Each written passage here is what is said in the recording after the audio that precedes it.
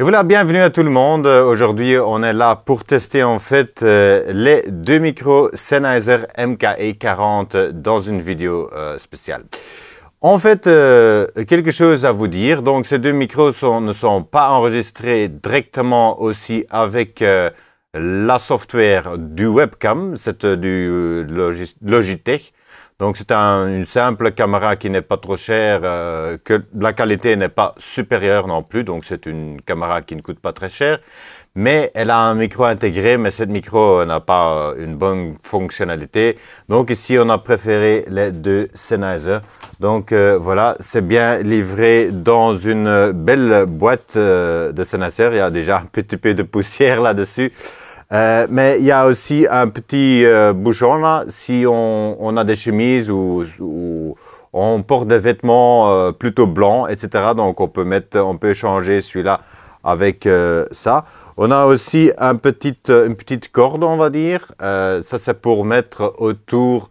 Donc ici en dessous en fait, donc arrière, ici en dessous, il y a un petit magnet, hein, un petit magnet ici en dessous.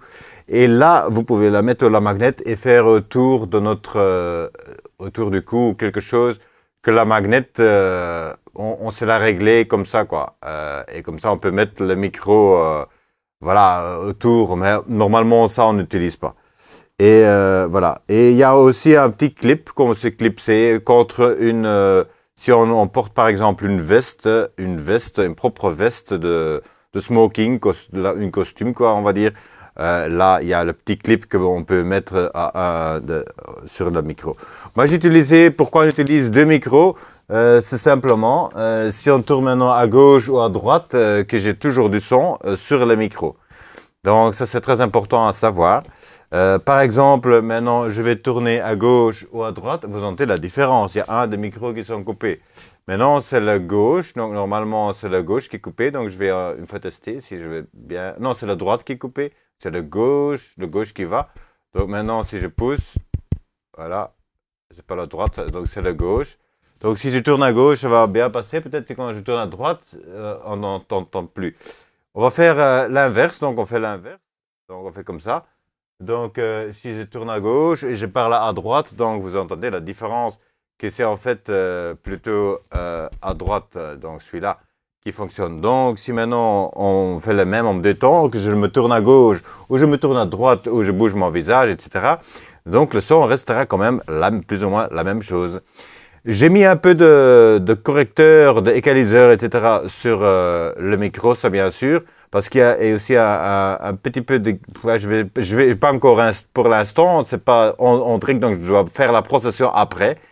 Mais je vais mettre quand même un peu de procession sur le son parce que tous ces micros ont besoin d'une petite sorte de procession quand même, un peu de compression, un peu plus de aigus, une curve égaliseur, paramétrique on va dire, avec un égaliseur paramétrique, c'est très facile. C'est simplement enregistré maintenant avec le programme Audacity, mais je vais peut-être le faire dans Adobe Audition ou, ouais, surtout, moi je travaille avec Adobe Audition. Il y a encore des autres programmes, hein. Il y a Soundforge, il y a plein d'autres programmes. Ça, c'est à vous de décider avec quoi vous changez le son de micro. Je peux enregistrer donc le micro et la vidéo en même temps. Donc, il prend la même carte son intégrée, on va dire, dans mon PC. Donc, tout simplement. Mais c'est la carte son du mixeur que j'ai ici. C'est un mixeur avec un mixeur de Allen Heath. C'est le XB14. Donc, c'est un broadcast mixeur. Voilà, tout simplement, vous pouvez le trouver sur Internet, bien sûr, la Allen Heath A et H broadcast. Donc, c'est le XB14. Voilà. Il y a deux versions, il y a la version 1 et la version 2. Donc, moi, j'ai la version 1, maintenant, la version 2 est plus chère. Maintenant, si vous voulez vraiment éviter du noise, hein, on va dire le tch, parce que si vous écoutez bien, vous entendez du son. Et ça, ouais, ça on doit éviter dans un studio, donc on peut mettre des gates ou n'importe quoi. Et on peut pas mettre trop de compression. Un limiteur, ça oui, bien sûr, il faut un limiteur, mais pas trop de compression parce que sinon on va augmenter le bruit, tout ce qui est autour, on va augmenter ça en plus. Donc ça, c'est pas bon. Voilà, j'espère que cette vidéo vous avait plu. Voilà, j'ai fait le test, j'ai corrigé un petit peu. Et voilà, simplement. et bah, il y a un peu de bruit d'ambiance. Il y a trois PC, non, il y en a, oui, il y a 2 PC qui tournent ici. Mes fenêtres sont ouvertes aussi. Ça, je vous le dis quand même. Et donc, s'il y a une voiture qui passe, il y a un peu de vent qui passe et tout ça. Donc, il y a toujours du bruit ici actuellement. Donc, voilà. Ça, c'est ça.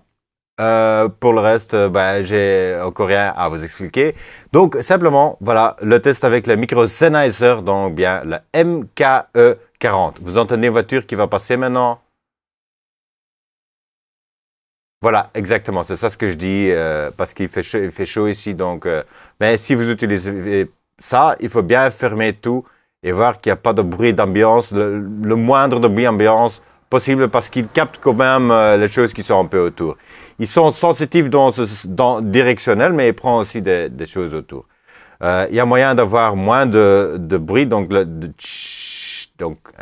ce qu'on entend, parce que c'est pas un mixeur super professionnel, on va dire. Donc, il existe des amplis, donc dans de certains mixeurs avec un ampli beaucoup plus professionnel. Ben là, vous avez moins de donc on appelle ça noise, hein, en anglais noise, en français je sais pas le mot exactement, mais bon, du bruit. Donc un micro a toujours un peu de bruit, comme ça c'est normal. Mais le meilleur que l'ampli il est, ben le meilleur le son. J'ai aussi branché ça avec 2 câbles, donc c'est difficile à montrer parce qu'ils sont encore branchés ici. Ben, je peux peut-être, ouais, en fait, c'est avec un convertisseur, donc c'est un convertisseur vers 48 volts. Le 48 volts sert bien sûr à alimenter le micro. Attention, ne mets jamais 48 volts sur le micro Sennheiser. Il faut bien sûr un adaptateur. Adaptateur, c'est ça le bien mot, oui. Voilà, donc vous voyez, donc ça, il faut bien sûr ça. Ça c'est l'adaptateur, ça coûte très cher, mais on est entre 100 et 200 euros quelque part. Ouais, pas loin de 200 euros pour une pièce comme ça. Mais il y a de la marque Sennheiser, mais moi j'ai pris par une autre marque qui est aussi bon. Parce que Sennheiser est plus cher et avec Sennheiser il y a un clip en plus. Ben bon, on m'a dit le clip c'est un peu inutile, donc c'est parfois ouais, un peu ça peut gêner le clip et on peut pas l'enlever, c'est ça le problème. Donc moi j'ai la version sans clip. Ici c'est un modèle de Neutrik. Donc Neutrik c'est une bonne marque. Neutrik le EMP 3.5. Donc Neutrik c'est quand même aussi de la bonne qualité. Donc mais attention, ici sur cette fiche, elle est vissée dessus.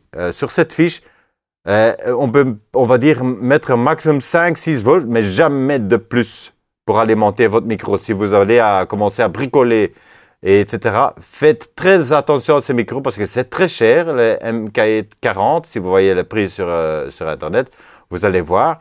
Le MKE40 coûte très cher et si c'est foutu, c'est foutu. Donc, c'est trop tard. Donc, attention de ne mettre pas, heureusement, j'ai toujours bien respecté, mais si on met ici trop de voltage, eh ben, c'est foutu.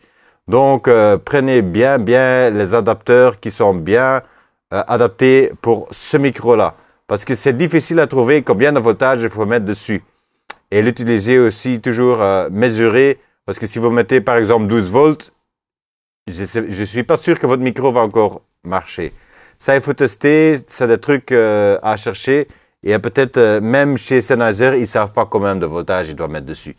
Donc, toujours bien respecté. Et moi, j'utilise ça, c'est commandé chez un magasin spécialisé pour Audio Pro et tout ça, pour les professionnels. Donc, eux, ils savent qu'est-ce que c'est. Mais Sennheiser même, ils savent pas quel voltage qui sort ici, le voltage exact qui sort pour alimenter ça. Même j'ai pas encore mesuré. Je vais un jour peut-être m'amuser à faire ça. Et je vous dis ça dans une prochaine vidéo. Voilà, le test avec les MKE40. Je vais essayer s'il y a moyen de mettre quand même les commentaires en annexe là-dessus. Comme ça, vous pouvez donner quelques commentaires sur cette vidéo. Et en plus, peut-être si ça va marcher. Parce que j'ai déjà eu le cas, quand je mets une vidéo, qu'on ne peut pas mettre les commentaires. Peut-être c'est quelque chose que j'ai pas cliqué, un petit truc que j'ai pas cliqué dessus.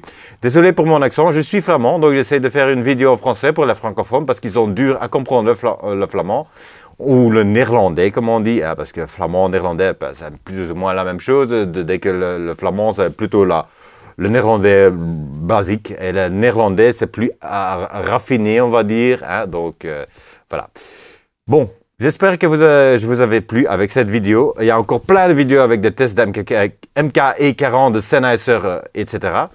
Mais bon, si vous avez des questions, je vous vois dans une prochaine vidéo avec encore des autres trucs et avec des nouveautés et encore des trucs, encore une voiture qui passe et encore des autres choses. Voilà, c'est pas bien de laisser ouvert la fenêtre, mais bon, comme il fait chaud, on fait comme ça. Allez, à la prochaine. Bye bye.